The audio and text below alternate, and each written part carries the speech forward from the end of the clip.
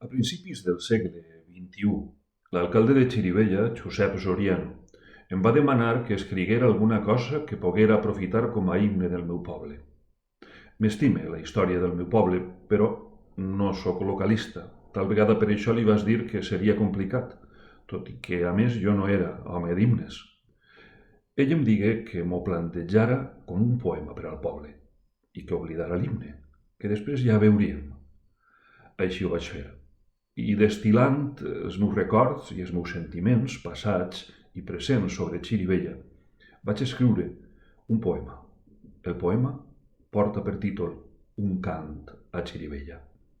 Després el mestre Diego Alamar li posà música i l'Ajuntament el presentà com a himne municipal un 8 de setembre dins de l'acte d'homenatge a la nostra gent. Jo vaig recitar el poema, acompanyat per Diego Alamar, i els cors Andarella i Silvella el cantaren. A continuació el vaig recitar i gravar. Bé, l'Ajuntament tragué un disc Cant a Xirivella, que és aquest, i en este disc, a més del meu poema, hi ha altres temes que van cantar diferents artistes i associacions corals.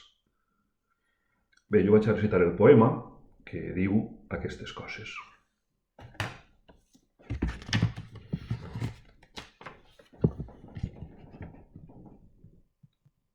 Canta Xirivella. No és himne, que és poema i és de tots. I el cantem en la nostra llengua per a donar paraula a un poble nou. No vol ser englantina, ni llàgrima, ni mà al cor. Vol fer sentir poble als del barri de la Llum i als que viuen al carrer Major. Autòctons i de fora en la Closa i Sant Ramon, en la Concòrdia i la Pau, Constitució i Camí Nou. Donant veu als que no la tenen, barrejant raça i color, perquè no és himne, que és poema i és de tots.